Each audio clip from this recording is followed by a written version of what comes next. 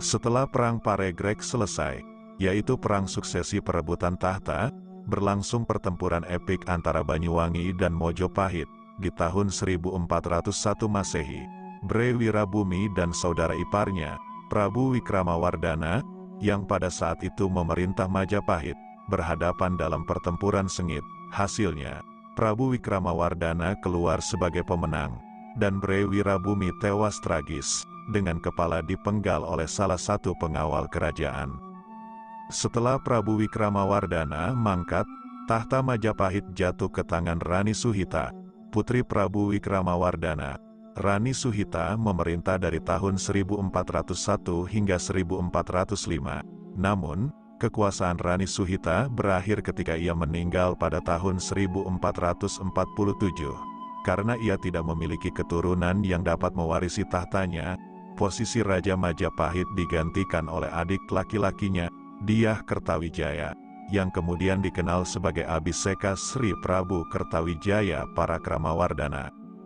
Dalam sejarahnya, Sri Prabu Kertawijaya juga dikenal dengan nama Raden Alif ketika menjadi Raja Majapahit.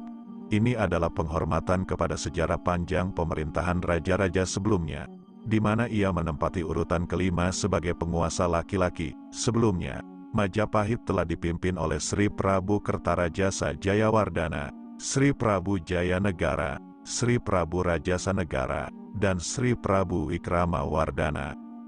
Sri Prabu Kertawijaya memiliki keturunan, salah satunya adalah Raden Patah Sultan Demak, yang kemudian memerintah Majapahit dari tahun 1447 hingga 1451 Masehi. Pada tahun 1451, Sri Prabu Kertawijaya meninggal, dan jenazahnya dihormati di Kertawijayapura, sebuah makam bersejarah di Trowulan, Mojokerto. Setelah kematiannya, Majapahit mengalami periode ketidakpastian dalam perebutan kekuasaan di luar garis keturunan resmi. Bre Pamotan, menantu Sri Kertawijaya, menjadi penguasa sementara di Doho, Kediri. Namun, pemerintahan Bre Pamotan hanya berlangsung selama 2 tahun, diakhiri dengan kisah tragis kehilangan ingatan dan kematian di laut. Selama 3 tahun, antara 1453 hingga 1456 Masehi, tidak ada raja yang memerintah di Mojopahit setelah kepergian Bre Pamotan. Kekuasaan kemudian jatuh ke tangan Bre Wengker, yang adalah putra Sri Prabu Kertawijaya.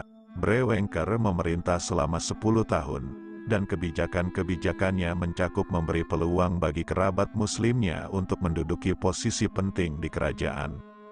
Salah satu kebijakan Bre Wengker adalah mengangkat Raden Patah, saudaranya, sebagai pejabat penting di Demak.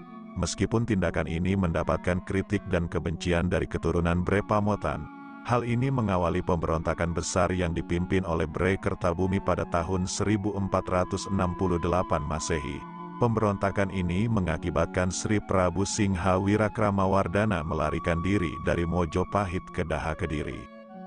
Pada tahun 1474 Masehi, Kertabumi memproklamirkan diri sebagai Maharaja Majapahit, tetapi tindakan ini menimbulkan perlawanan dari keturunan Prabu Kertawijaya dan para adipati pesisir utara yang telah mengadopsi Islam. Pada saat itu, terdapat 2 penguasa yang bersaing di Majapahit, Bre Kertabumi dan Dyah Ranawijaya, yang juga dikenal sebagai Girindrawardhana. Kekuasaan Bre Kertabumi hanya bertahan selama 4 tahun hingga tahun 1478. Dyah Ranawijaya memberontak dan berhasil mengalahkan Bre Kertabumi dalam pertempuran besar yang dikenal sebagai Yuda Lawaning Majapahit.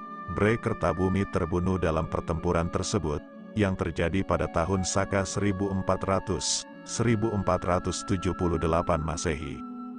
Namun, berita mengenai serbuan Demak dan peran Raden Patah dalam keruntuhan Majapahit, sebagaimana yang disajikan dalam beberapa sumber, perlu direvisi dengan mempertimbangkan catatan sejarah dan sumber lainnya. Runtuhnya Majapahit lebih berkaitan dengan peristiwa kematian Bre Kertabumi pada tahun 1478, yang juga ditemukan dalam beberapa catatan sejarah lainnya.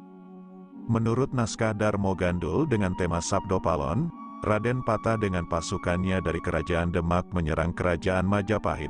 Yang membuat peristiwa ini semakin menarik adalah fakta bahwa Majapahit, yang saat itu dipimpin oleh Prabu Brawijaya V, adalah ayah kandung Raden Patah sendiri. Tetapi, mari kita pandang fakta dengan bijak. Saat ini, belum ada bukti konkret yang dapat mengkonfirmasi dengan pasti apakah Raden Patah benar-benar menyerang Majapahit dan menyebabkan keruntuhan kerajaan tersebut pada tahun 1478. Dalam catatan yang ditulis oleh Darmo Gandul, penulis mengklaim bahwa Raden Patah adalah otak di balik runtuhnya Majapahit pada tahun tersebut. Namun, kita juga harus mempertimbangkan catatan sejarah lainnya, terutama kitab Pararaton. Menurut kitab Pararaton, kerajaan Majapahit justru diserang oleh Samarawijaya dan 3 saudara-saudaranya pada tahun 1478. Mereka menilai bahwa Dia Suraprahawa, yang saat itu memerintah Majapahit, tidak memiliki hak yang sah atas tahta. Kemudian, Prangkapernah Paman, Bre Prabu Sang Mokhtar Ringkadaton Isaka 1400, paman mereka, Sang Raja, mangkat di istana tahun 1478. Ini adalah kutipan dari kitab Pararaton yang menggambarkan kemenangan pasukan Samarawijaya dalam serangan tersebut. Ketika kita memeriksa prasasti petak, kita menemukan ungkapan Kadik Wijayanira Sang Mungwing Jingganduk ayun-ayunan Yuda lawaning Majapahit. Kemenangan Sang Mungwing Jinggan yang naik jatuh berperang melawan Majapahit, inilah yang sebenarnya merupakan akhir keruntuhan kerajaan Majapahit. Seiring dengan keruntuhan Majapahit, para putra Raja Sawardana membentuk kerajaan baru di Daha, yang dikenal sebagai Kerajaan Keling. Di waktu yang hampir bersamaan, Kerajaan Demak telah muncul sebagai pusat kekuatan Islam di Jawa. Namun, hubungan antara Kerajaan Demak dan Kerajaan Keling menjadi panas ketika Kerajaan Keling menjalin aliansi dengan orang Portugis. Ini menyebabkan Kerajaan Demak, yang saat itu dipimpin oleh Sultan Trenggono, menyerbu Kerajaan Keling dan mengakhiri eksistensinya. Namun, yang perlu ditekankan adalah bahwa peralihan dari Kerajaan Majapahit ke Kerajaan Demak tidak sepenuhnya berdasar pada perbedaan agama. Seperti yang seringkali digambarkan, konflik agama sangat jarang menjadi akar permasalahan di masa itu. Yang lebih tepatnya, keruntuhan Majapahit lebih disebabkan oleh pertikaian internal di antara para pemimpinnya.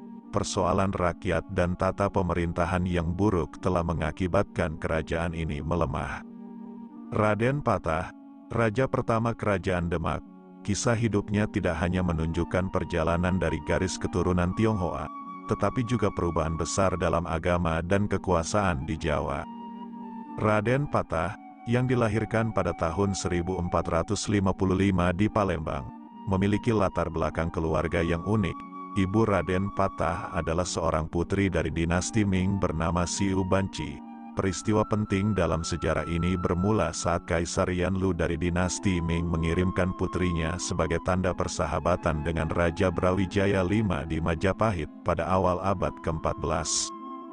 Putri tersebut, yang cantik dan cerdas, dengan cepat mendapat tempat khusus di hati Raja Brawijaya V. Namun, hadirnya putri ini mengganggu Ratu Dwarawati, permaisuri dari Campa, dan menciptakan cemburuan yang mengakibatkan putri tersebut harus dikeluarkan dari istana. Saat dalam keadaan mengandung, putri tersebut dikirim ke Adipati Palembang, Arya Damar. Setelah melahirkan Raden Patah, Siu Bunci kemudian dinikahi oleh Arya Damar dan memiliki seorang anak bernama Raden Kusen, yang secara tidak langsung menjadi adik dari Raden Patah. Raden Patah awalnya dikenal dengan nama kecil Pangeran Jimbun. Di masa mudanya, ia menerima pendidikan yang kaya latar belakangnya sebagai seorang bangsawan dan politikus. Namun, setelah menghabiskan 20 tahun di Istana Adipati Palembang, Raden Patah memutuskan untuk kembali ke Majapahit bersama adiknya, Raden Kusen. Kehidupan Raden Patah berubah secara dramatis setelah tiba di Tuban. Ia memilih untuk tinggal di Ampel Denta bersama para saudagar Muslim dan mendapat dukungan penting dari utusan Kaisar China, Laksamana Cheng Ho.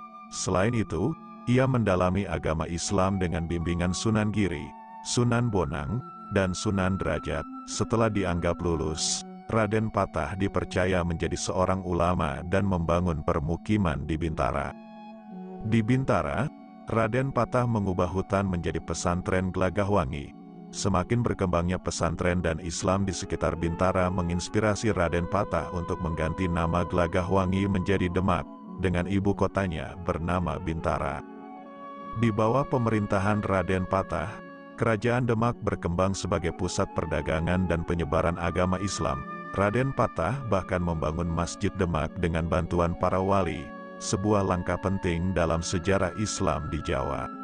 Raden Patah, yang wafat pada tahun 1518 di Demak, Jawa Tengah, adalah seorang pria yang memiliki 3 orang istri. Ini adalah salah satu sisi yang jarang dibicarakan dalam sejarahnya. Ketiga istri Raden Patah adalah Soleha dari Maloka, Putri Sunan Ampel, Randu Singa, dan Putri Dipati Jipang.